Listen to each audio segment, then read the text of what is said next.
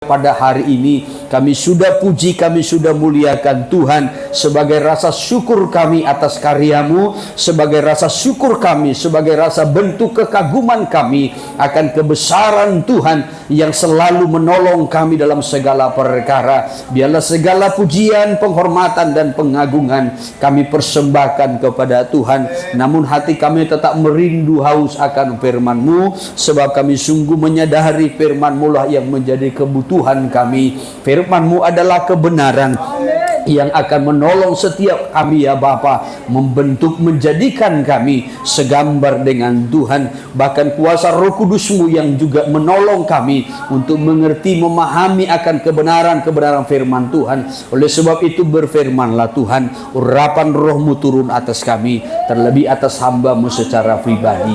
Di dalam nama Tuhan Yesus kami sudah berdoa, kami ucapkan syukur dan kami sambut firman-Mu dengan sukacita.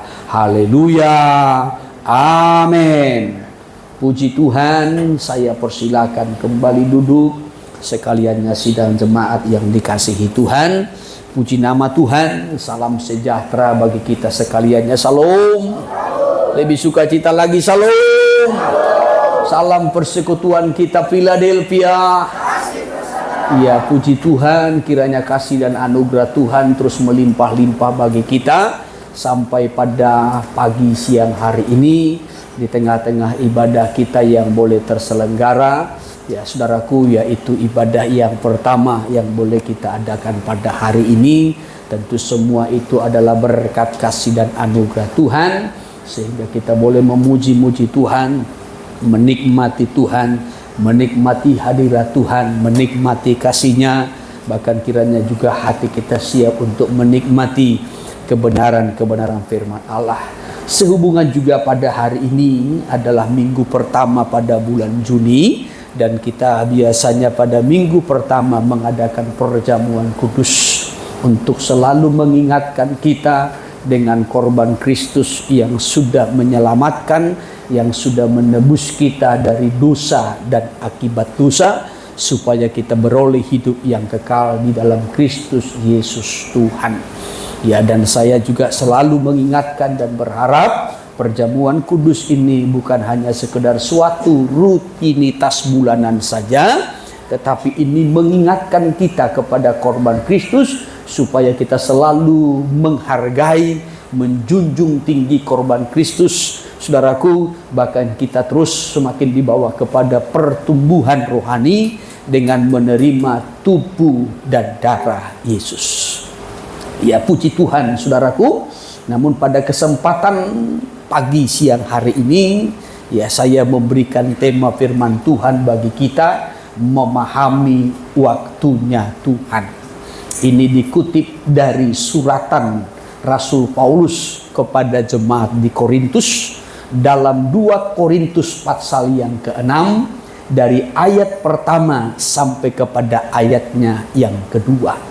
Sekali lagi saya memberikan temanya, memahami waktunya Tuhan. Tentu kita harus mengerti, memahami waktunya Tuhan. Tuhan pun sangat menginginkan jemaatnya, gerejanya mengerti tentang waktu, sehingga tidak lalai dalam waktu-waktu yang Tuhan beri, tetapi mempergunakan waktu-waktu itu untuk mempersiapkan diri. Baik mempersiapkan diri luput dari segala penghukuman-penghukuman, dari segala kehancuran yang akan menimpa langit dan bumi, dan juga mempergunakan waktu untuk beroleh keselamatan. Iya, saudara yang terkasih, kita lihat sebentar nats ini, 2 Korintus 6 ayat pertama sampai kepada ayat 2 saja. Demikian firman Tuhan. Iya. Sebagai teman-teman sekerja, Iya. kami menasihatkan kamu, Iya. supaya kamu jangan membuat menjadi sia-sia kasih karunia Allah yang telah kamu terima. Iya, terus. Sebab Allah berfirman, Iya. pada waktu aku berkenan, aku akan mendengarkan engkau. Iya. Dan pada hari aku menyelamatkan, aku akan menolong engkau. Terus. Sesungguhnya waktu ini adalah waktu perkenanan itu. Iya. Sesungguhnya hari ini adalah hari penyelamatan itu. Iya, puji Tuhan, saudaraku. Nah, dalam ayat pertama ini dikatakan supaya jangan sampai kita membuat sia-sia segala kasih karunia Tuhan. Segala sesuatu yang kita miliki, yang kita peroleh dalam hidup ini adalah kasih karunia. Kita bisa hidup karena kasih karunia. Saudara sehat karena kasih karunia. Amin. Ya, saudara bisa menikmati hidup ini, bisa menikmati alam ini, bisa menikmati udara ini, itu kasih karunia. Iya, sudah. Banyak orang tidak bisa lagi menghirup udara bebas. Ya, sehingga harus pakai oksigen, harganya mahal. Iya, harganya mahal. Ya, saudara ada yang pernah pakai oksigen? Ada? Di sini ada? Di sini ada? Nggak pernah? Puji Tuhan. Iya, mudah-mudahan sampai Tuhan datang. Ya, tetapi yang saya tahu kalau pakai oksigen itu di rumah sakit itu harganya mahal. Ya, jadi kalau kita masih bisa menghidup udara ini, saudaraku, dengan baik, itu adalah kasih karunia. Tuhan berikan gratis. Tuhan memberikan kita umur yang panjang, Tuhan berikan kita hidup yang sehat, Tuhan berikan kita tubuh yang kuat. Semua itu adalah kasih karunia Tuhan. Tidak satu pun kancing baju kita bisa miliki kalau Tuhan tidak mengaruniakan. Kitab Korintus sangat jelas mencatat itu, bahwasanya segala sesuatu yang kita miliki, dimulai dari yang terkecil sampai yang terbesar, mulai dari benda yang bisa terlihat sampai yang tidak bisa terlihat, seperti sukacita, damai sejahtera, rasa nyaman, ketenangan, semua itu adalah berkat kasih karunia Tuhan. Amin. Maka diingatkan dalam ayatnya yang pertama ini, sebagai teman-teman sekerja, kami menasihatkan kamu supaya kamu jangan membuat menjadi sia-sia kasih karunia Allah yang telah kamu. Dari segala sesuatu kasih karunia Tuhan, segala sesuatu yang Tuhan anugerahkan dalam hidup kita, jangan sampai menjadi sia-sia. Tuhan berikan waktu, jangan menjadi sia-sia. Tuhan berikan umur yang panjang, jangan menjadi sia-sia. Tuhan berikan kesehatan, jangan menjadi sia-sia. Tuhan berikan berkat, jangan menjadi sia-sia. Itu ayat pertama. Lalu dalam ayatnya yang kedua, sebab Allah berfirman, pada waktu aku berkenan, pada waktu aku berkenan, kata Tuhan, ya aku akan mendengarkan engkau. Jadi ada waktunya Tuhan berkenan mendengar, berarti ada waktunya Tuhan tidak berkenan untuk mendengar. Ya, sekali lagi, ada waktunya Tuhan berkenan mendengar, ada waktunya Tuhan tidak berkenan mendengar. Walaupun kita berseru, walaupun kita dengan segala kerendahan hati, ada waktunya Tuhan tidak mau mendengar.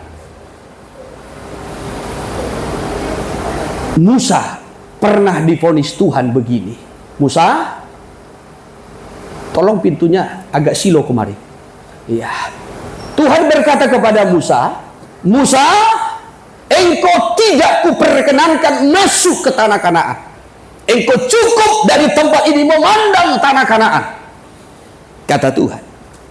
Lalu Musa bermohon, Tuhan, izinkan aku. Lalu Tuhan menjawab, cukup, jangan lanjutkan. Aku tidak mau mendengar.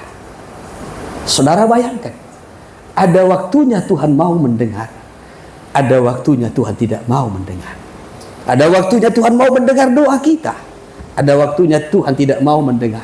Ada waktunya Tuhan mau mendengarkan puji-pujian kita. Ada waktunya Tuhan berkata seperti dalam kitab Amos, jauhkan segala bunyi-bunyian musikmu, nyanyianmu, aku tidak mau dengar. Ada waktunya. Maka dikatakan, ya, pada waktu aku berkenan, aku akan mendengarkan engkau. Dan pada hari aku menyelamatkan, aku akan menolong engkau.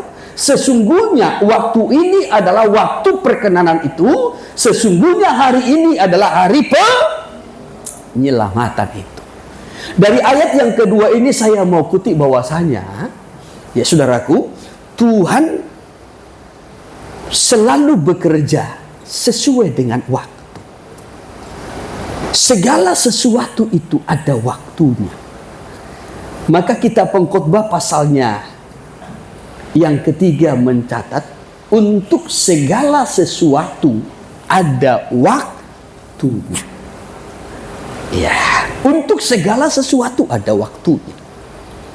Ya, jadi kalau tadi saya memberikan tema dari kitab Korintus ini, memahami waktunya Tuhan.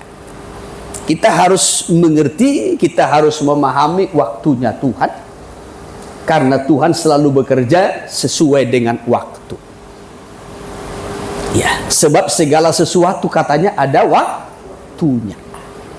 Ya, mungkin hal ini sudah sering kita dengar ya dalam kitab Pengkhotbah pasalnya yang ketiga ayat 1 sampai kepada ayat 11. Ya, ada waktu untuk lahir, ada waktu untuk meninggal. Ada waktu untuk berduka, ada waktu untuk tertawa. Ya, ada waktunya kita meratap, ada waktunya kita menari katanya. Ada waktunya kita mengumpulkan batu, ada waktunya kita membuang batu. Ada waktunya kita mengumpulkan berkat, ada waktunya kita membuang berkat. Kan enggak selamanya dikumpulkan kan? Ya, semua datang berkat ditabung, semua datang berkat ditabung. Ya, beli Indomie pun enggak bisa. Semua ditabung, semua ditabung. Ya, saudaraku, nah ini apalagi ibu-ibu, jangan semua. Ya, ada waktunya menabung, ada waktunya membuang. Ya, kita Pengkhotbah mencatat begitu loh. Ya, jadi ada waktunya kita kumpulkan, ada waktunya kita buang, kita nikmati, kita makan. Ya, ada. Ya, jadi enggak selamanya semua dikumpul. Ini dari gaji dikumpul, ini dari OT dikumpul, ini dari usaha dikumpul, ini dari selingan-selingan. Pokoknya semua dikumpulkan. Ini berkat khusus dikumpulkan, ini pemberian, semua dikumpulkan. Mahate. Nah, ya, ada waktunya mengumpulkan, ada waktunya membuang. Kan begitu. Atau coba kita lihat sebentar dulu, dibacakan dulu dari ayat 3 saja.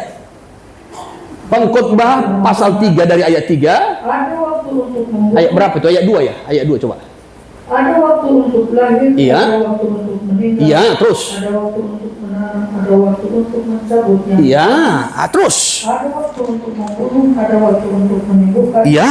Ada waktu untuk merombak, ada waktu untuk membangun. Iya. Ada waktu untuk menangis, ada waktu untuk tertawa.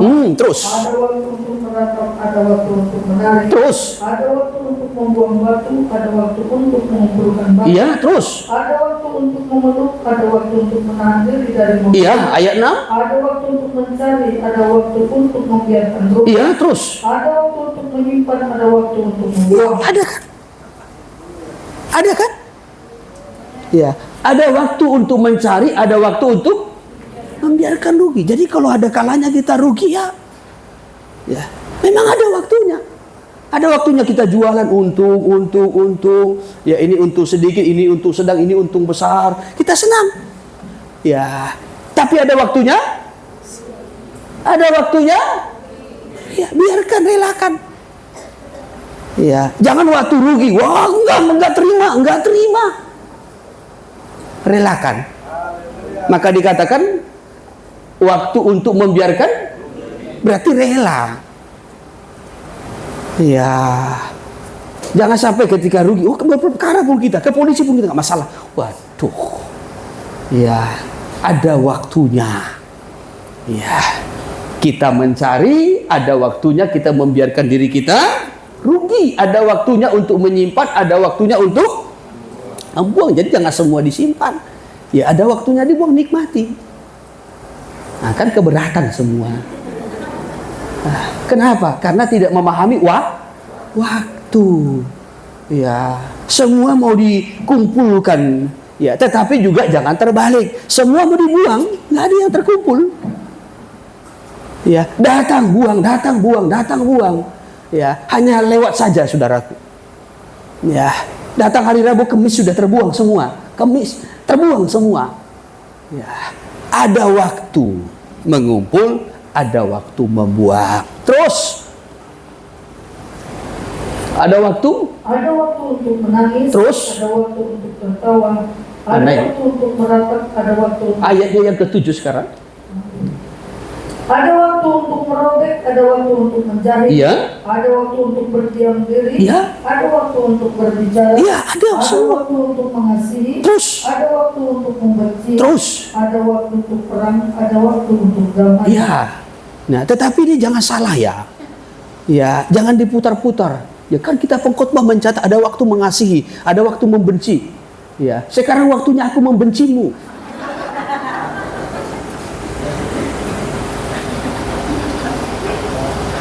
Ayat jangan dipelintir-pelintir begitu. Ya, ada waktunya kita cinta dengan dunia ini, mengasihi dunia, benda-benda dunia ini. Saudaraku, ada sangat begitu berharga bagi kita. Tetapi ada waktunya kita membencinya. Artinya tidak lagi mengasihinya. Ya, kalau sudah menjelang hari kedatangan Tuhan, tidak ada lagi benda-benda dunia ini yang berharga, yang bernilai. Kalau dulu kita begitu mengasihi cinta. Ya, sebelum kita mengenal Tuhan, kita cinta dengan dunia, kita cinta benda-benda dunia, kita cinta dengan penampilan, ya saudaraku, kita cinta dengan kemewahan. Tetapi menjelang kedatangan Tuhan, ya saudaraku, semua ini tidak bernilai lagi. Kita bagaikan membencinya, ya, bagaikan tidak peduli lagi dengan itu karena kita sudah fokus kepada perkara di atas. Sama seperti dulu bangsa Israel. Kalau dulu bangsa Israel ada yang namanya tahun Yobel. Tahun Yobel itu selalu diperingati sekali 50 tahun. Ya, jadi sekali 50 tahun mereka merayakan namanya tahun Yobel. Pujian kita ada berkata, ini tahun Yobel, ini tahun pembebasan. Ya, yang lumpuh berjalan, yang buta melihat dan seterusnya. Tahun Yobel itu tahun pembebasan. Ya, saudaraku. Jadi contohnya begini, ya, kalau ada budak yang dibeli, ya, contohnya saya beli budak, ya, pada tahun pertama, setelah lewat tahun Yobel, tahun pertama, maka dia akan menjadi budakku, sampai tahun yang ke-50, tahun ke-50 dia bebas, dia boleh pulang, ya, boleh pulang. Ya, demikian juga kalau kita saudaraku menyewa tanah ladang, ya, maka nilainya itu menjelang tahun yang ke-50 itu biasanya murah. Karena sudah dekat dengan tahun pembebasan. Ya, mulai tahun 48, 49, ya, itu sudah harganya nilainya sudah makin turun. Karena sudah dekat dengan tahun pembebasan. Demikian halnya dengan kita. Iya, saudaraku. Ketika Tuhan belum datang, rasanya dunia ini berharga. Benda-benda dunia ini berharga. Kemewahan itu berharga. Tetapi menjelang kedatangan Tuhan, bahwasanya dunia ini, benda-benda dunia ini, tidak lagi bernilai. Makin turun nilainya. Bisa ditangkap? Haleluya. Ya, dulu kita terikat kali dengan uang. Ya, maunya uang kita ini jangan sedikit pun pecah.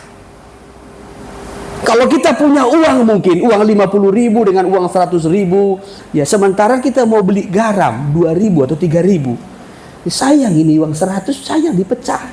Uang 50, aduh, iya ini aku simpan. Lebih bagus dia minjam. Pinjam dulu uangmu 3.000, mau beli? Uangnya ada, uang 50 ada. Uang 100 ada. Ya, tapi oh ya, perut sudah lapar.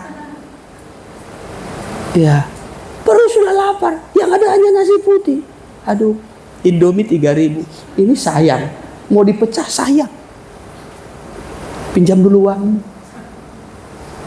Ya, kalau nggak minta lauk tetangga, sepotong aja. Utah aku memang hidu-hidu. Lebih bagus dia minta-minta daripada yang harga 50 Ya, ada begitu? Ada ya? Sebelah sini ya? Enggak, sebelah sini. Iya. Jadi kalau dulu menjelang tahun 50 tahun Yobel itu, nilai barang itu rendah, makin turun, makin tidak bernilai. Karena sudah dekat dengan tahun pembebasan. Jadi semua nanti bebas, budak-budak itu bebas. Iya. Tanah-tanah yang disewakan itu bebas. Tanah-tanah yang digadaikan bebas. Beda dengan sekarang. Kalau sekarang kita menggadaikan sesuatu kan gak ada pembebasan kan? Ya, karena sudah 50 tahun digadaikan, ya surat tanahnya, ya sudah atau sertifikat rumahnya, ini sudah masuk tahun ke-50, tahun pembebasan, lalu pergi ke pegadaian, minta suratnya, minta ya sertifikatnya, ini sudah tahun pembebasan, gak laku. Dulu di tengah-tengah bangsa Israel, ya ada yang namanya tahun Yobel itu, tahun pembebasan. Ya, maka menjelang waktu itu, menjelang waktu tahun Yobel itu, ya sudah, itu nilainya makin berkurang. Yang saya mau sampaikan, menjelang kedatangan Tuhan kembali, bahwasanya dalam hidup orang-orang percaya tidak lagi ada yang bernilai selain daripada Tuhan. Oleh sebab itu kita harus mengerti, harus memahami waktunya Tuhan.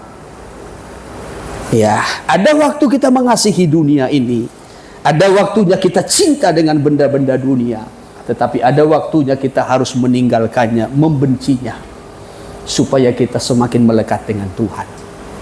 Haleluya. Nah, intinya ayat 11, lompat saja. Ia membuat segala sesuatu indah pada waktunya. Tuhan membuat segala sesuatunya indah pada waktunya. Ya, mungkin ayat ini sering diikuti. Ya, saudara, bahkan sering kita posting.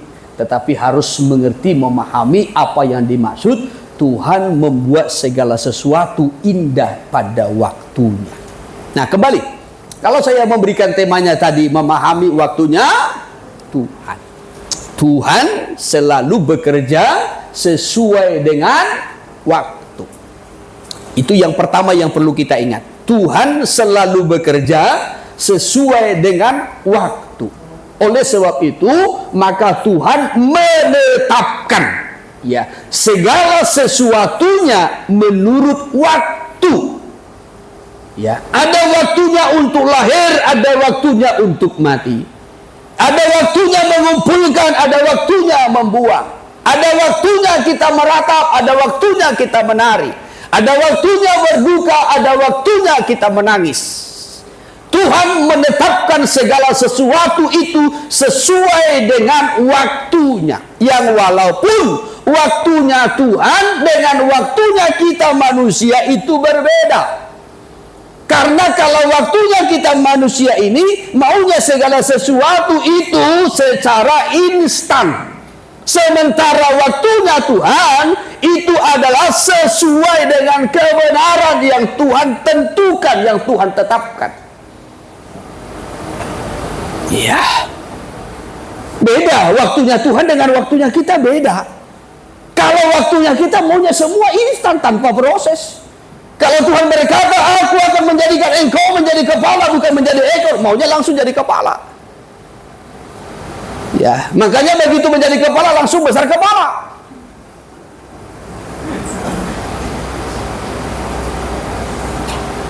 Ya, itu maunya manusia.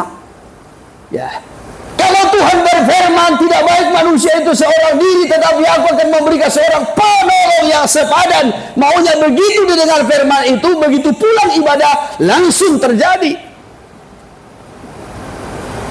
Ya, instan. Itu maunya manusia. Ya, aku akan memberkati engkau. Maunya instan. Aku menyembuhkan engkau, instan. Waktu manusia maunya segala sesuatu itu ya instan, melebihi mie instan. Tetapi Tuhan tidak demikian. Ya, waktu Tuhan itu adalah kebenaran. Maka tadi kita pengkhotbah mencatat Tuhan membuat segala sesuatunya indah pada waktunya. Ya, indah pada waktunya. Ya, ada waktunya Tuhan mencipta, ada. Tetapi ada waktunya Tuhan menghancurkan apa yang Dia ciptakan. Kitab Kejadian pasal 1 kan berbicara tentang penciptaan. Pada mulanya Allah menciptakan langit dan bumi. Bumi belum berbentuk dan kosong, gelap gulita menutupi samudra raya. Lalu berfirmanlah Allah, jadilah terang, maka terang itu jadi. Tuhan melihat terang itu baik, lalu dipisahkannya terang itu dari gelap. Lalu kembali Tuhan berfirman, ya, jadilah cakrawala. Ya, kembali Tuhan berfirman, jadilah tumbuh-tumbuhan, jadilah benda-benda penerang. Tuhan berfirman, ada waktunya Tuhan berfirman. Tetapi ada waktunya Tuhan menghancurkan apa yang diciptakannya. Kitab 2 Petrus pasalnya yang ketiga itu sangat jelas mencatat bahwasanya unsur-unsur langit dan bumi itu akan hancur dalam nyala api. Dan kalau semuanya itu akan hancur dalam nyala api, betapa suci dan salehnya kamu harus hidup. Ya, jadi ada waktunya Tuhan mencipta, ada waktunya Tuhan menghancurkan apa yang diciptakannya, ada. Ya, ada waktunya Tuhan merendahkan kita, ada. Ada waktunya Tuhan mengangkat kita, ada. Ya, jadi tidak selamanya kita direndahkan, tidak selamanya kita diangkat, tidak. Kalau dalam kitab Ulangan Tuhan itu digambarkan seperti Raja Wali yang melatih anak-anak. Ada kalanya sangkarnya itu dibongkar bangkir sehingga anaknya itu jatuh dan belajar untuk terbang, untuk melatih anaknya itu untuk menjadi dewasa. Demikian Tuhan memperlakukan kita. Ada kalanya kita direndahkan. Ulangan pasal 8 ayatnya yang kedua, 3 sampai kepada ayatnya yang keempat. Firman Tuhan berkata begini, ya, ia merendahkan hatimu selama perjalananmu di padang gurun. Ya, memberikan engkau roti mana untuk dimakan. Tujuan Tuhan ya, supaya umatnya merendahkan hati. Siapa yang merendahkan? Tuhan. Ya, Tuhan. Ya. Jadi ada kalanya kita direndahkan. Kadang-kala Tuhan pakai manusia merendahkan kita. Ada waktunya. Haleluya. Saudara pernah direndahkan manusia atas seizin Tuhan? Ya. Ya. Ulangan pasal 8. Mulai dari ayat 2. Ingatlah kepada seluruh perjalanan yang kau lakukan atas kehendak Tuhan Allahmu di Ya, padang gurun terus. selama 40 tahun ini. Ya. Dengan maksud merendahkan hatimu dan mencobai engkau untuk mengetahui apa yang ada dalam hatimu, yakni apakah engkau berpegang pada perintahnya atau tidak. Ya, apakah engkau berpegang pada perintahnya atau tidak. Jadi Tuhan merendahkan hatimu katanya. Terus jadi dia merendahkan hatimu, ya, terus membiarkan engkau lapar, terus dan memberi engkau makan mana ya, yang tidak kau kenal dan yang juga tidak dikenal oleh nenek moyangmu, ya, terus untuk membuat engkau mengerti bahwa manusia hidup bukan dari roti saja, tetapi manusia hidup dari segala yang diucapkan Tuhan. Jadi ada kalanya Tuhan rendahkan kita, tapi ada kalanya Tuhan mengangkat. Ya. Ketika kita direndahkan, disitulah terlihat hati kita. Di situ terlihat aslinya. Maka ketika saudara direndahkan oleh seseorang, di situ terlihat asli saudara. Siapa saudara? Ya, kalau di gereja seperti ini nggak terlihat. Nggak terlihat. Ya, kita ini bagaikan orang-orang kudus semua kan. Ya, apalagi sudah masuk ruang kudus sampai ke ruangan Maha Kudus oleh darah Yesus. Ya. Tetapi ketika kita direndahkan, di situ baru terlihat siapa kita. Maka Tuhan merendahkan umatnya. Ya, supaya Tuhan tahu. Ya, siapa mereka? Ternyata mereka pemberontak. Ya. Ternyata mereka pemberontak. Ya, maka Tuhan pun dilawan. Ya, mereka membuat tandingan Tuhan, patung lembu emas. Mereka menolak kepemimpinan Tuhan. Bukan Tuhan tidak tahu, Tuhan tahu. Ya. Tetapi Tuhan sengaja merendahkan mereka. Ya. Bagaimana kalau buat mereka ini menderita?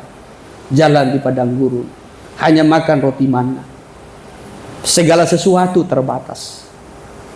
Nggak pernah melihat mall, Indomaret, Alfamart pun nggak pernah. Ya. Tuhan mau tahu hatinya.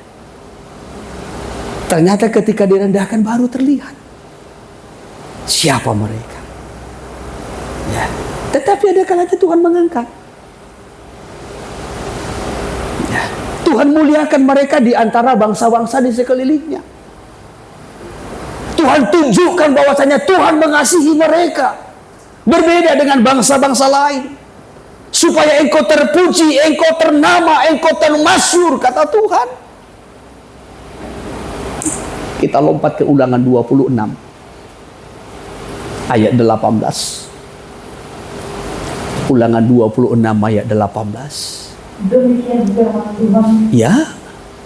Dan Tuhan telah menerima janji daripadamu pada hari ini. Terus. Bahwa engkau akan menjadi umat kesayangannya. Engkau akan menjadi umat kesayangannya. Seperti yang dijanjikannya kepadamu. Terus. Dan bahwa engkau akan berpegang pada segala perintah. Ya, dan engkau akan berpegang pada segala perintahnya. Terus. Dan ia pun akan mengangkat engkau di atas segala bangsa. Nah, perhatikan.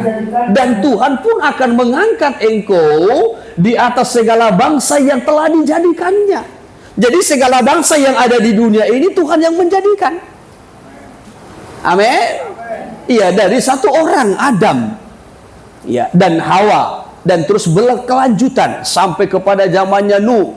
Ya, zaman Nuh ada 3 anaknya yang sisa lolos dari air bah itu, yaitu Set, Ham, Yafet.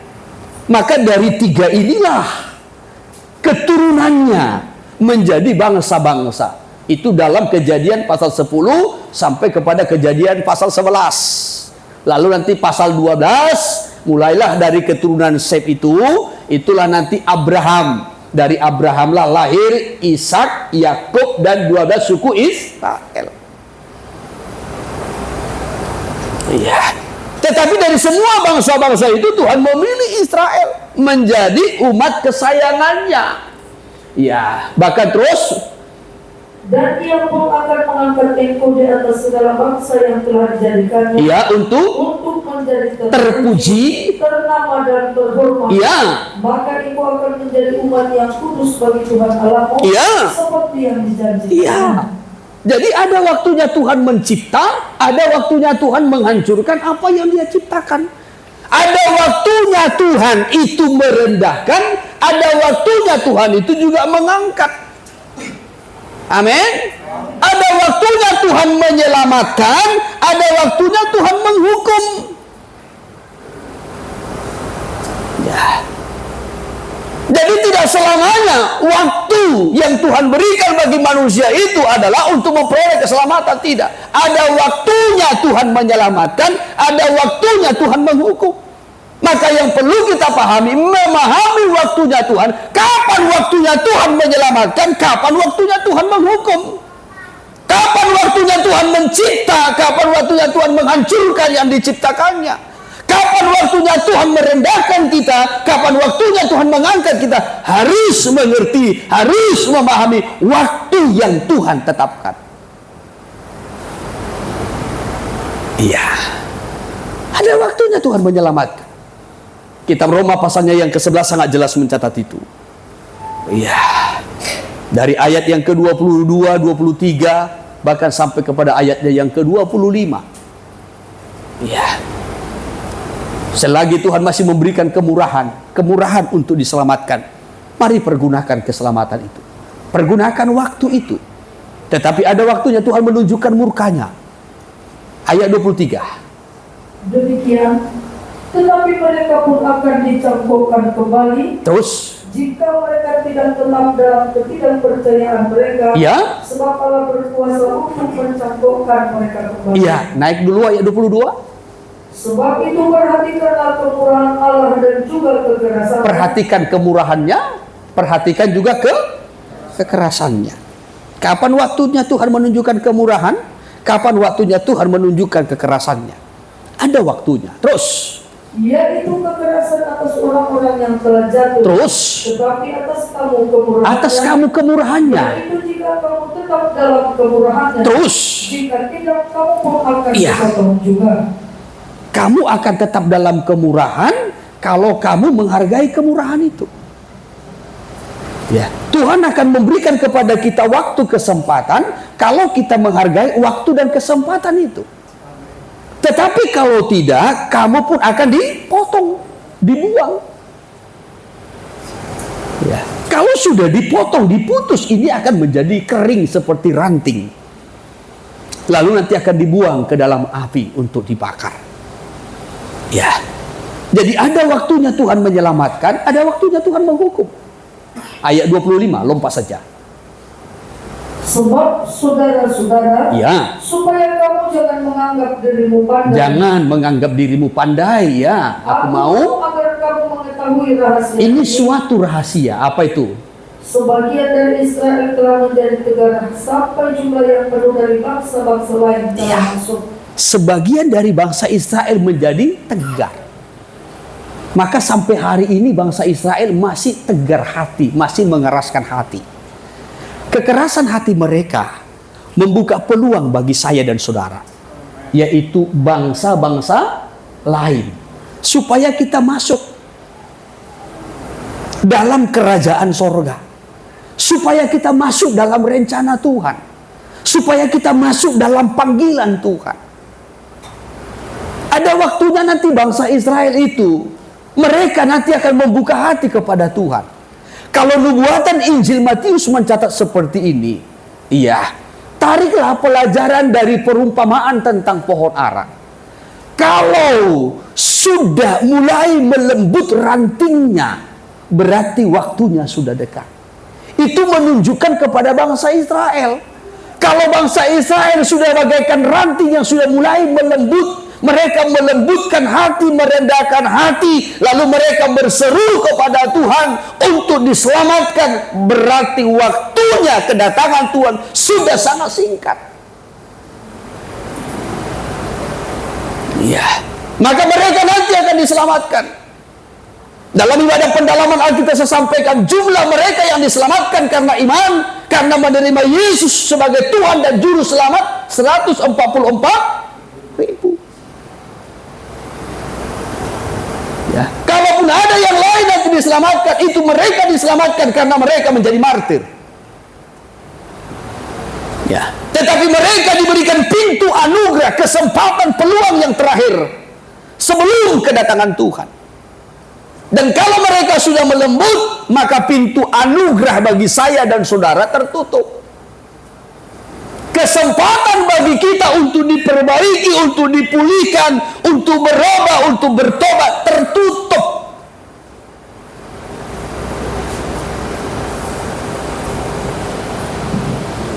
Oleh sebab itu kita harus mengerti, harus memahami waktunya Tuhan. Kapan Tuhan memberikan kesempatan bagi saya dan saudara diselamatkan, kapan Tuhan menutup waktu. Kapan Tuhan membuka pintu anugerah kepada bangsa Israel, kapan Tuhan menutup, harus mengerti. Iya. Nah kembali, ada waktunya Tuhan mencipta, ada waktunya Tuhan menghancurkan yang diciptakannya. Ada waktunya Tuhan merendahkan, ada waktunya Tuhan mengangkat. Ada waktunya Tuhan menyelamatkan, ada waktunya Tuhan menghukum. Ada waktunya Tuhan mengajar kita, ada waktunya Tuhan memberikan ujian-ujian bagi kita. Ya toh? Kan nggak terus belajar kan? Ya, ketika Tuhan mengajar kita, kita kan senang. Ya, kita diajar, oh begini caranya berdoa supaya kamu dapat menikmati Tuhan, hadirat Tuhan. Oh, kita senang.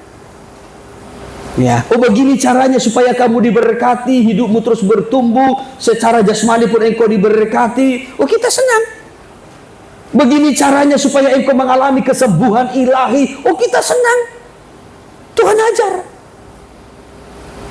Ya. Tetapi ada waktunya Tuhan memberikan ujian. Ya, ketika kita diajar kita senang. Apalagi dia suka belajar, dia senang belajar, dia senang meningkat, bertumbuh, dia sangat senang. Kita senang. Ya, Tuhan berikan firman-Nya, Tuhan berikan pengajarannya. Oh, kita senang. Ya, tapi ada waktunya Tuhan memberikan ujian sama seperti anak sekolah. Dan ujian ini juga kan ada tingkat-tingkatannya. Ya, seperti anak sekolah kan ada ujian, ada namanya ujian. Ya, mungkin ujian mingguan, mungkin ujian bulanan, mungkin ada ujian triwulan, sekali 3 bulan. Ya, mungkin ada ujian semester, ada ujian kenaikan kelas. Tapi ada ujian yang paling berat. Ya, ujian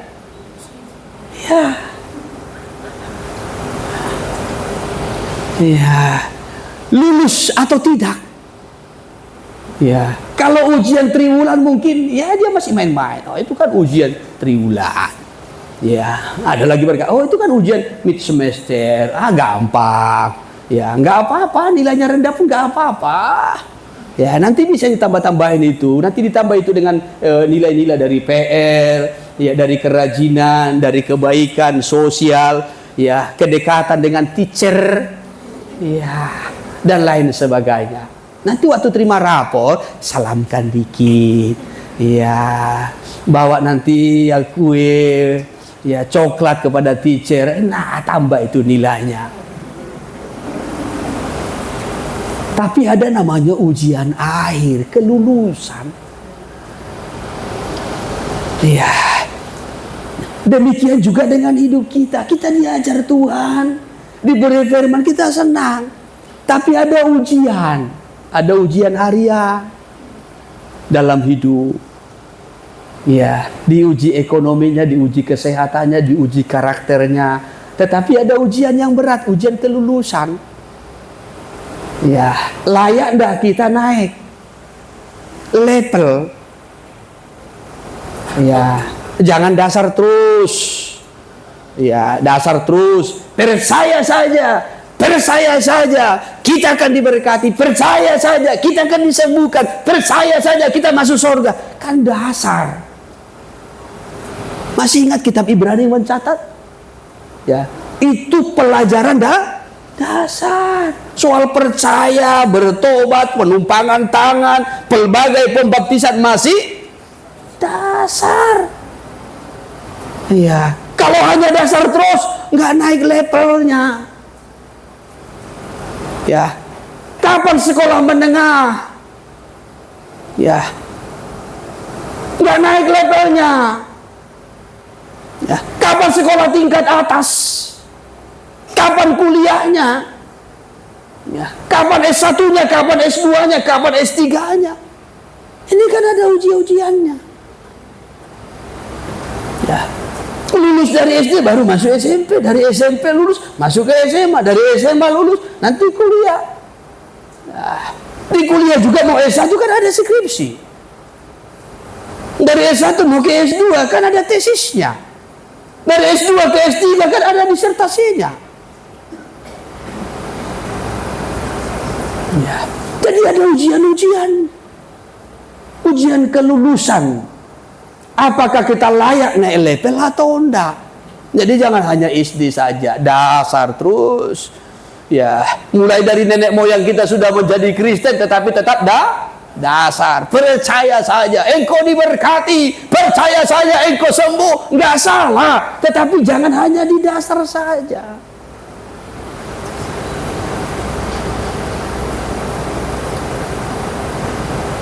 Ya, enggak ada perkembangan. Sementara Tuhan sudah mau datang.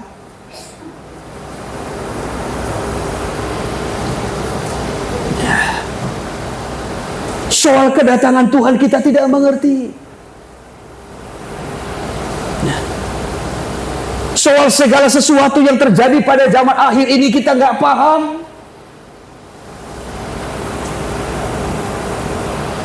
Ya. Kita mudah terseret nanti dengan dunia. Ya. Maka kita diberikan tema pada hari ini, memahami waktunya Tuhan. Memahami waktunya Tuhan. Ada waktunya Tuhan mengajar kita. Ada waktunya Tuhan memberikan kita ujian. Akan ada waktunya ujian yang berat, supaya kita naik level, naik kelas, naik tingkat, dari dasar ke menengah, dari menengah ke atas, sehingga menjadi gereja yang dewasa, gereja yang kuat, gereja yang mengerti, yang memahami rencana dan panggilan Tuhan. Haleluya. Tuhan selalu bekerja sesuai dengan waktu. Nah, hal yang kedua, bagaimana kita memahami waktunya Tuhan? Ya, sekali lagi, hal yang kedua, bagaimana kita memahami waktunya Tuhan. Untuk memahami waktunya Tuhan, kita memahami waktu Tuhan itu melalui firman dan roh. Firman dan roh. Firman itu adalah sumber kebenaran. Sekali lagi, firman adalah sumber kebenaran.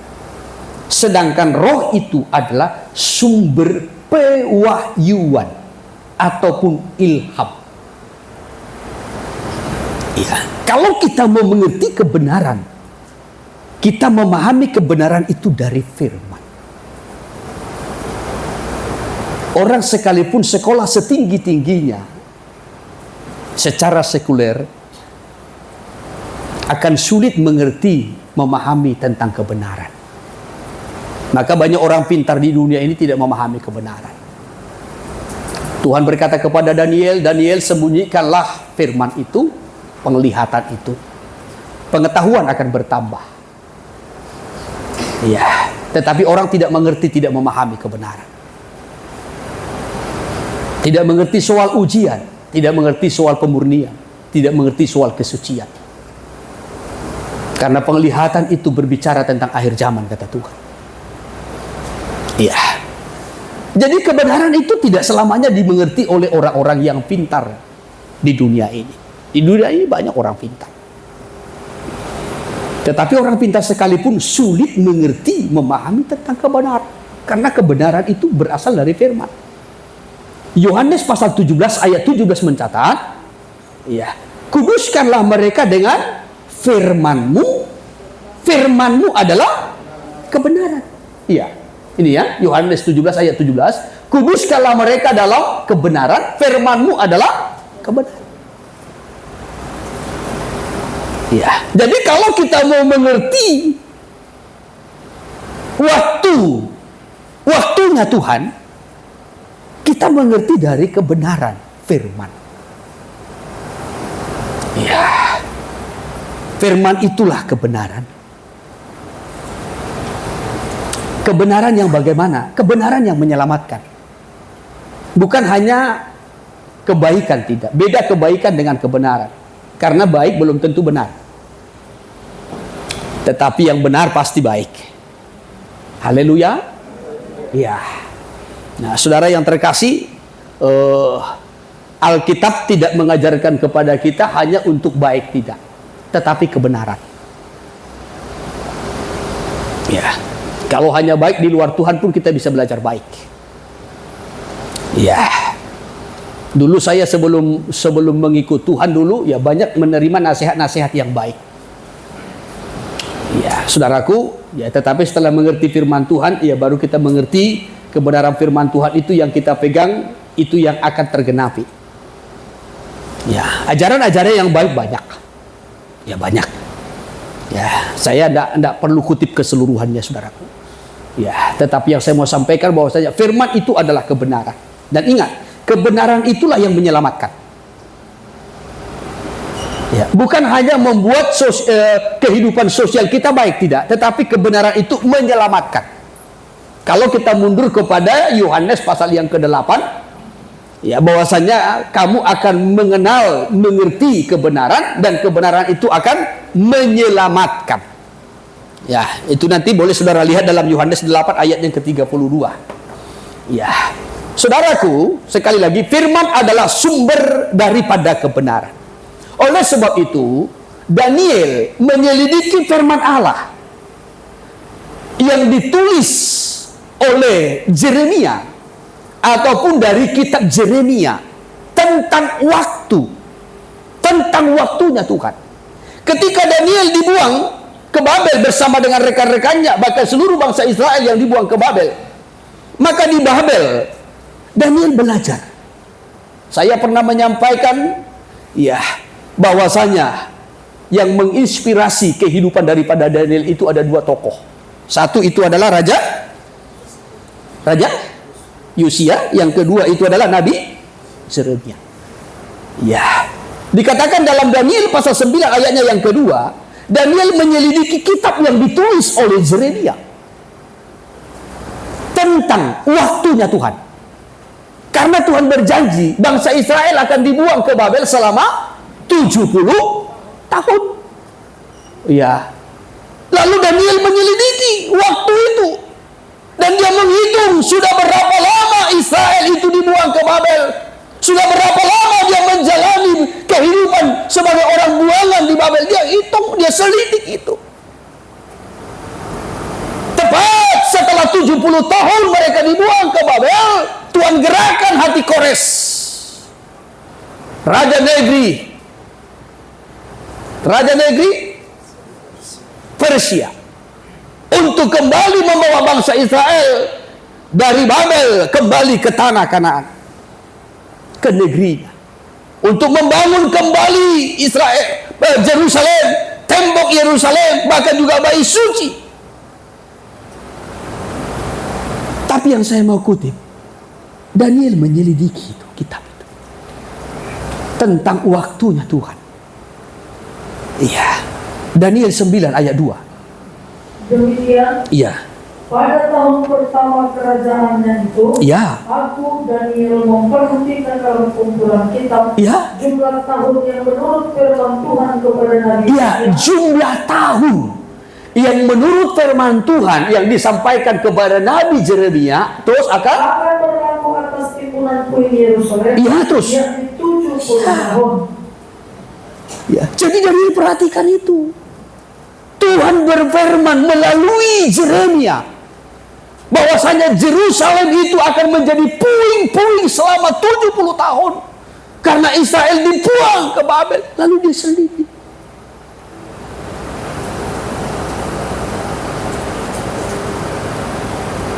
Dari mana dia selidiki? Firman. Karena firman itu adalah kebenaran.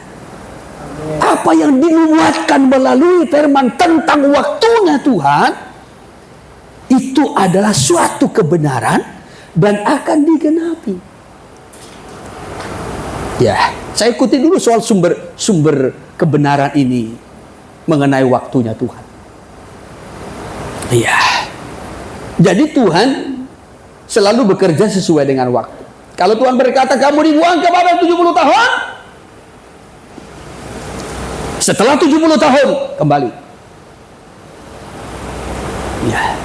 Israel 400 tahun di Mesir sampai genap kembali. Ya. Tuhan memberikan kesempatan kepada bangsa-bangsa di luar Israel untuk diselamatkan sampai waktu yang Tuhan tentukan, dan itu akan digenapi. Haleluya. Haleluya. Ya. Oleh sebab itu kita harus mengerti waktu Tuhan. Ya, memahami waktunya Tuhan.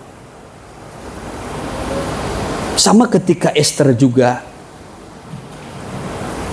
ya hendak menjadi ratu ya. Ya. Bangsa Israel terancam pada masa itu. Dan Esther belum bertindak sesuatu.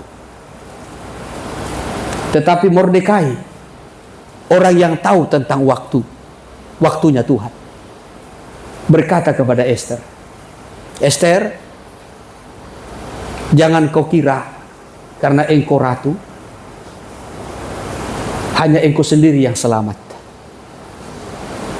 Andai pun engkau tidak bertindak untuk menyelamatkan bangsa ini, Tuhan akan pakai orang lain untuk menyelamatkannya.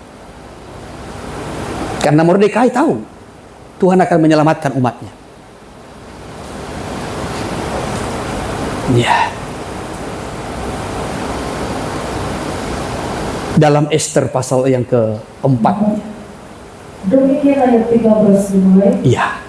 Maka Mordekai menyuruh menyampaikan jawab ini kepada Ester. Iya. Jangan kira karena engkau di dalam istana raja, Terus. hanya engkau yang akan terluput dari antara semua orang Yahudi. Iya. Sebab sekalipun engkau pada saat ini berdiam diri saja, Iya. bagi orang Yahudi akan timbul juga pertolongan Iya. dan kelepasan dari pihak lain. Terus. Dan engkau dengan kaum keluargamu akan binasa. Iya. Siapa tahu mungkin justru untuk saat seperti ini, Terus. engkau beroleh kedudukan sebagai ratu.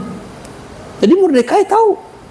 Maka dia berkata kepada Ester, ya, kalau engkau tidak mau turun tangan, engkau tidak bergerak menyelamatkan bangsa ini, oh jangan kira, ya Tuhan biarkan bangsa ini binasa, tidak.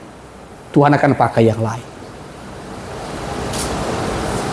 Ya, andai saya pun tidak siap, andai saya pun tidak mau melayani saudara, bukan berarti saudara binasa. Selama saudara rindu akan Tuhan, rindu akan keselamatan, Tuhan bisa ganti saya. Tuhan bisa pakai yang lain. Ya. Tetapi kalau saya dipakai Tuhan, saya harus menghargai. Ya. Karena Tuhan rindu dengan saudara, Tuhan cinta dengan saudara. Ya. Maka kalau saudara pun dipilih Tuhan, saudara pun dipakai Tuhan, hargai. Amin. Ya, jangan berdiam diri. Ya. Tetapi bergeraklah dalam menjangkau jiwa-jiwa, menangkan jiwa-jiwa. Sebab kerinduan Tuhan adalah keselamatan banyak jiwa. Andai saudara tidak mau, andai saudara tidak siap, Tuhan bisa pakai yang lain. Tapi kalau Tuhan sedang menggarap hati kita, hidup kita untuk sebagai alatnya, dipersiapkan sebagai alatnya, mari hargai kesempatan yang Tuhan beri, pemakaian Tuhan dalam hidup kita. Haleluya, haleluya. Ya, nah kembali saudaraku, ya, dari mana kita mengerti waktunya Tuhan? Yang pertama tadi dari firman, sebab firman itu adalah kebenaran. Daniel menyelidikinya tentang waktu Tuhan itu dari kebenaran firman. Baru yang kedua, dari mana kita mengerti waktunya Tuhan? Dari roh. Sebab roh itu adalah sumber pengilhaman. Kitab Efesus mencatat bahwasanya roh itu memberikan hikmat dan wahyu. Pengilhaman. Ya, Efesus 1 ayat 17. Demikian firman Tuhan. Ya. Dan meminta kepada Allah Tuhan kita Yesus Kristus, Ya. yaitu Bapa yang mulia itu, Ya. supaya Ia memberikan kepada roh hikmat dan wahyu. Memberikan roh hikmat dan wahyu. Ya, untuk mengenal Tuhan dengan benar. Untuk mengerti waktunya Tuhan dengan benar. Jadi melalui roh Tuhan memberikan pewahyuan kepada orang-orang percaya, kepada hamba-hambanya, kalau dulu dalam perjanjian lama, kepada para nabi-nabi. Ya, supaya menyampaikan tentang waktunya Tuhan. Kapan waktunya Tuhan? Kapan waktunya Tuhan menyelamatkan? Kapan waktunya Tuhan menghukum? Tuhan mengilhami Yunus, yang walaupun Yunus itu orangnya yang ada sedikit pemberontakannya, angin-anginan komitmennya, tetapi kepada Yunus Tuhan menyatakan bahwasanya kota Niniwe akan diruntuhkan, akan dihancurkan. 40 hari lagi Tuhan akan menghancurkan Niniwe. Dari mana Yunus tahu? Karena Roh Kudus, Roh Allah itu memberikan pewahyuan kepada Yunus.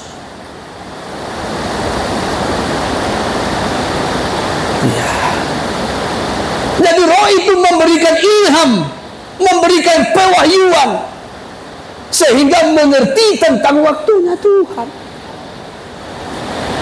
Haleluya. Nabi-nabi perjanjian lama menubuatkan. Jadi dari mana kita mengerti tentang waktunya Tuhan? Dari roh. Perhatikan, Sebelum Yesus terangkat ke sorga, murid-murid bertanya begini kepada Yesus, Tuhan, maukah engkau memulihkan kerajaan bagi Israel? Itu Kisah Rasul 1 ayatnya yang ke-6. Iya. Lalu Yesus menjawab, engkau tidak perlu tahu soal waktu, ya kan? Ya, engkau tidak perlu tahu soal waktu. Ya, lalu Yesus melanjutkan kalimatnya, ayatnya yang ke-8. Tetapi kamu akan menerima kuasa, kemampuan. Ya. Roh Kudus inilah yang menolong kita, Roh Kudus inilah yang memberikan kepada kita kuasa sehingga kita mengerti tentang waktunya Tuhan. Kapan waktunya Tuhan membangun kerajaannya di bumi? Kapan waktunya Tuhan memberikan kesempatan kepada bangsa-bangsa lain untuk diselamatkan? Dari situlah murid-murid mengerti. Ya, Tuhan belum waktunya membangun kerajaan di bumi. Belum waktunya kerajaan 1000 tahun di bumi. Tetapi melalui ilham Roh, Tuhan masih memberikan kesempatan kepada bangsa-bangsa di luar Israel untuk diselamatkan. Maka mereka bergerak dalam pelayanan, dalam penginjilan, menjangkau jiwa-jiwa. Keluar dari Yerusalem, masuk ke Antioquia, dari Antioquia ke daerah-daerah lain.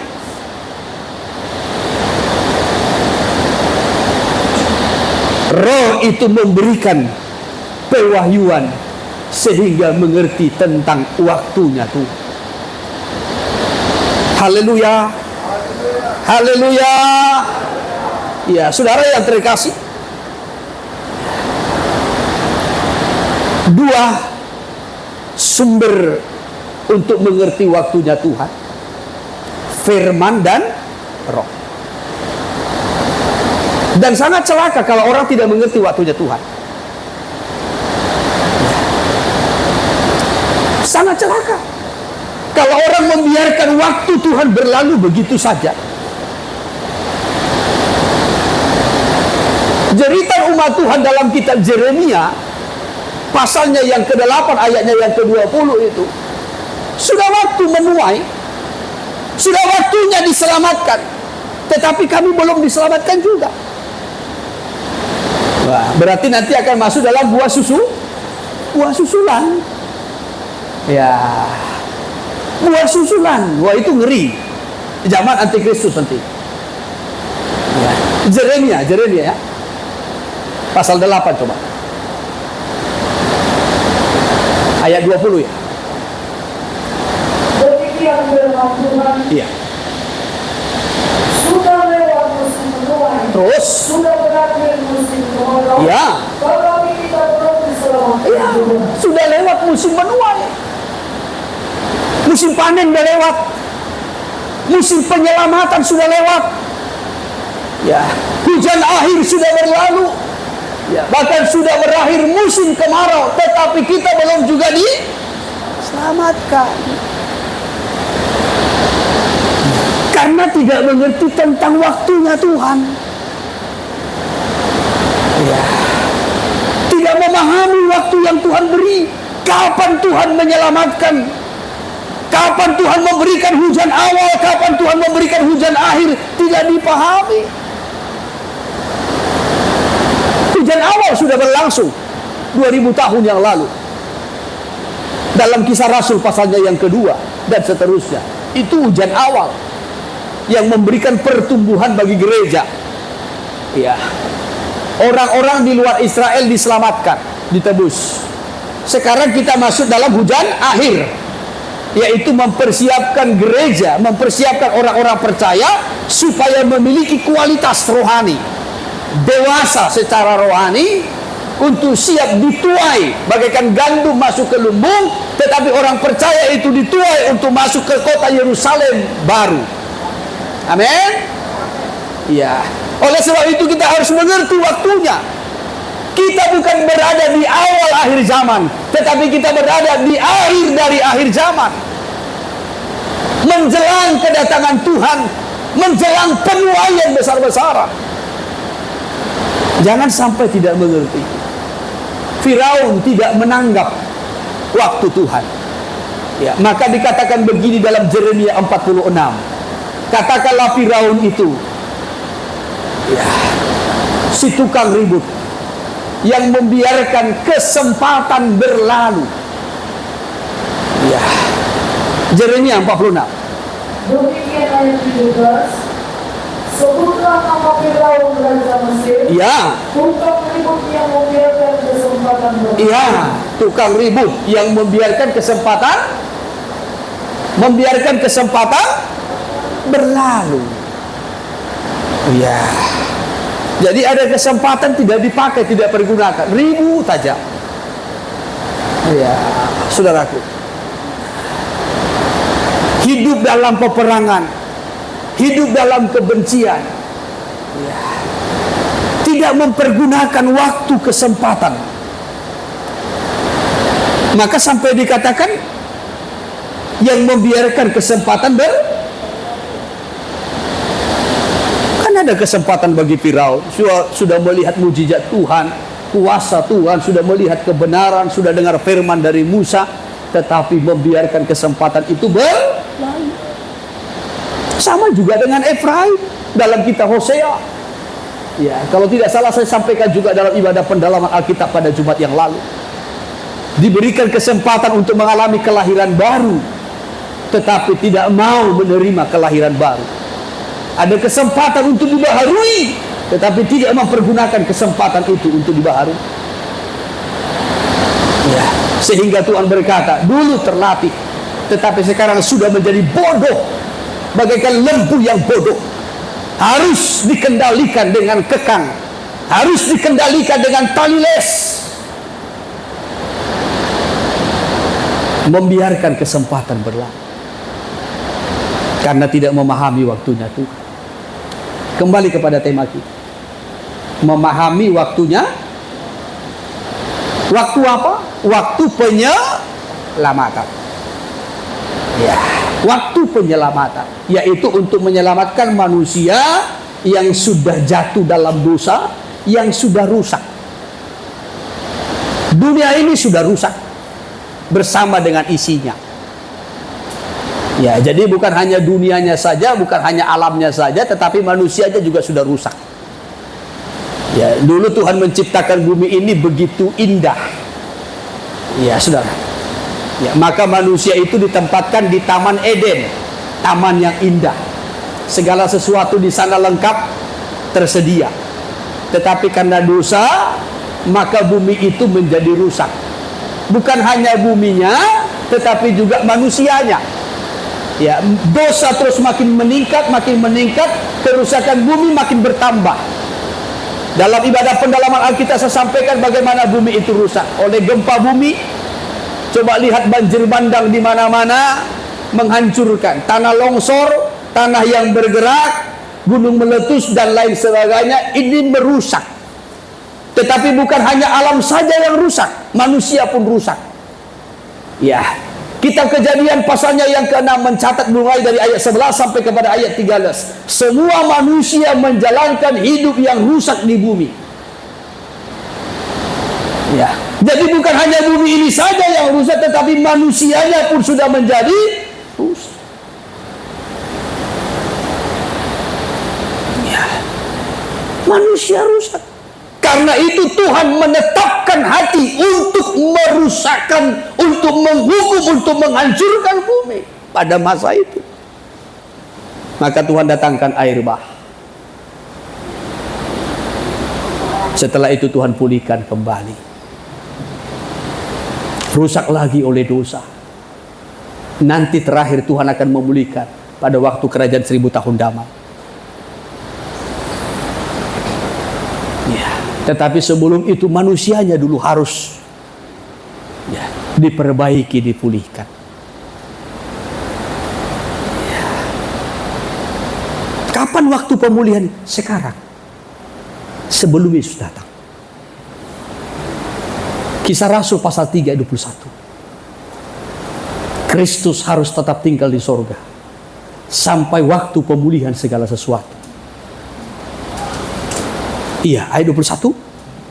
Kristus itu harus tinggal di surga. Terus sampai waktu pemulihan segala sesuatu. Ya. Seperti yang difirmankan Allah dengan perantaraan nabi-nabi yang kudus di zaman dahulu. Yesus tinggal di sorga sampai pemulihan segala. Kalau segala sesuatu sudah dipulihkan, baru dia akan datang untuk menjemput, mengangkat kita. Manusianya dipulihkan. Setelah itu nanti baru bumi ini dipulihkan. Langit baru, bumi yang baru. Di suasana kerajaan 1000 tahun damai. Iya. Saudaraku, dunia sudah rusak, manusia sudah rusak. Maka Tuhan hendak membaharui, memulihkan, merestorasi. Namun yang dapat memulihkan tentu hanya Roh Kudus. Apa? Roh Kudus. Hanya Roh Kudus yang dapat memulihkan. Perhatikan. Kalau kitab Titus mencatat begini. Kita diselamatkan oleh karena kemurahan melalui proses kelahiran baru dan pembaharuan yang dikerjakan oleh Roh Kudus. Itu Titus 3 ayat 5. Pembaharuan yang dikerjakan oleh Roh Kudus. Yang dapat membaharui itu hanya Roh Kudus. Nah, saya tarik kembali kepada perjanjian lama. Pada mulanya Allah menciptakan langit dan sudah Tuhan ciptakan. Dan apa yang Tuhan ciptakan semua baik. Dan Tuhan ciptakan langit dan bumi itu untuk didiami, dihuni. Bukan menjadi kosong, tidak. Tetapi untuk didiami. Ya, saya nggak sempat kutip dari kitab Yesaya bagaimana bumi itu diciptakan Tuhan untuk didiami. Ya, tetapi iblis merusaknya. Ya, membuatnya menjadi gelap, hancur, berantakan. Maka dikatakan dalam Kejadian 1 ayat 2, bumi belum berbentuk dan kosong. Gelap gulita menutupi samudra raya. Apa yang dimaksudkan? Ketika Tuhan menciptakan langit dan bumi, setan merusaknya. Karena setan tahu rencana Tuhan akan menempatkan manusia di bumi yang diciptakannya itu. Ya, maka Nabi Yesaya melihat dalam penglihatan bumi itu rusak karena setan. Ya, dalam kitab Yesaya 34 dicatat bahwasanya bumi itu menjadi kosong dan campur baur. Ya. Demikian juga Nabi Yeremia melihat bagaimana bumi itu menjadi kosong dan campur baur. Sementara Nabi Yeskiel melihat bagaimana pemberontakan daripada iblis itu dan kesombongan keangkuhannya yang melawan Allah karena rencana Allah menciptakan langit dan bumi itu hendak dihuni, didiami oleh manusia. Iri hati, cemburunya iblis sehingga ia merusakkan bumi yang diciptakan Allah. Ketika bumi itu dirusak oleh iblis, maka roh Allah melayang-layang di atas permukaan dan berfirmanlah Allah. Maka bumi yang dirusak oleh iblis kembali Tuhan pulihkan.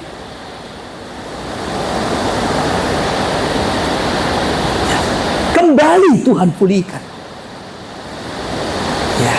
Tetapi kembali dosa meningkat. Setan terus bekerja melalui perempuan. Melalui siapa? Melalui siapa? Perempuan. Perempuan yang hebat, yaitu Hawa. Hebat kan? Hebat nggak? Perempuan itu hebat nggak? Tuh. Perempuan hebat? Amin. Perempuan itu hebat. Maka di mana-mana perempuan menang. Di rumah menang. Di jalanan menang. Ya. Pasang sein kanan lari ke kiri tetap. Di mana-mana menang. Ya, ada lagi istilah saya dengar dari remaja. Ya, perempuan itu gak pernah salah, selalu. Makanya perempuan itu hebat. Jadi kalau saudara menikah dengan perempuan, saudara sedang menikah dengan orang Haleluya. Ya, bagaimana tidak hebat? Manusia yang pertama berbicara dengan setan siapa? Siapa? Siapa? Perempuan kan? Kan bicara dengan setan. Setan berkata, oh ini pohon semua boleh kamu makan. Ya, bukan seperti itu. Ya, begini. Oh, setan. Adam kan gak bicara dengan setan. Betul? Loh, makanya baca kitab Kejadian itu. Ya. Kenapa saya katakan perempuan itu hebat? Karena perempuanlah yang pertama bicara dengan laki-laki takut.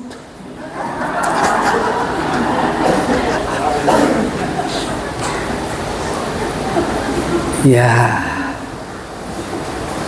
Jadi kalau banyak perempuan bisa bicara dengan setan,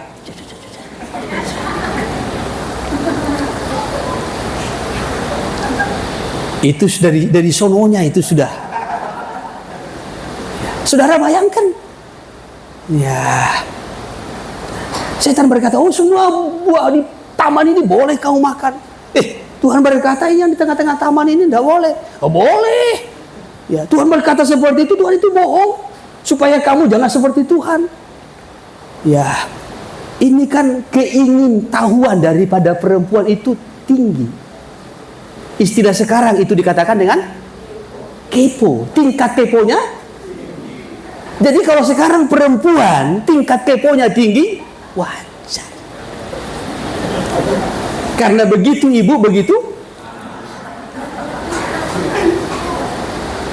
Ya. Si Anu itu kayak dekat-dekat dengan si Anu ya. Iya. Tingkat keponya itu tinggi. Jadi kalau ada perempuan suka kepo, bertanya, mengorek-ngorek, begitu ibu begitu, maka saya katakan perempuan itu ya. Kalau saudara menikah dengan perempuan, saudara sedang menikah dengan orang-orang hebat. Haleluya. Tetapi ingat, itu awal kerusakan. Ya. Bumi rusak dan manusia juga rusak dan menjalankan hidup yang menjalankan hidup yang rusak. Karena sudah rusak, perhatikan Kejadian 6 ayat 3 berkata begini, Tuhan berfirman, tidak selamanya rohku tinggal dalam manusia, karena manusia itu daging ada. Ya, maka Tuhan tarik rohnya, Roh Kudus. Ya, Roh Kudus tidak akan berdiam dalam hidup manusia daging. Roh Kudus tidak akan tetap dalam kehidupan manusia orang yang kedagingan. Tetapi Roh Kudus itu akan berdiam, ya, akan tinggal, akan bekerja sama, akan menolong orang-orang yang hidup dalam kekudusan, hidup dalam kebenaran, orang-orang yang hidup secara rohani. Amin. Untuk membaharui kita, merestorasi kita, memulihkan kita, supaya kita kembali segambar dengan Allah. Ya, sekali lagi, Roh Kudus tidak akan tinggal dalam kehidupan orang-orang yang hidup secara daging, tetapi Roh Kudus itu akan tinggal dalam hidup orang-orang yang kudus. Kitab Korintus mencatat bahwasanya, tidak tahukah kamu bahwasanya tubuhmu itu adalah bait Allah, tempat kediaman roh, tempat kediaman Allah di dalam roh. Oleh sebab itu, ya, mari menjaga kekudusan kita, hidup kita yang kudus, supaya Roh Kudus berdiam dan akan terus merestorasi kita, membaharui kita, memulihkan kita, saudaraku, sampai kepada waktu kedatangan Tuhan kembali. Inilah waktunya. Inilah hari penyelamatan itu. Bukan nanti, tetapi sekarang. Amin. Maka pahamilah waktunya Tuhan, hargai waktunya Tuhan, dan pergunakan waktu-waktu yang Tuhan beri, supaya hidup kita semakin dilengkapi, dipersiapkan oleh Roh Kudus untuk siap menyambut Dia yang akan datang kembali. Saya batasi firman-Nya sampai di sini. Kiranya Roh Kudus menolong kita untuk mengerti. Tuhan memberkati.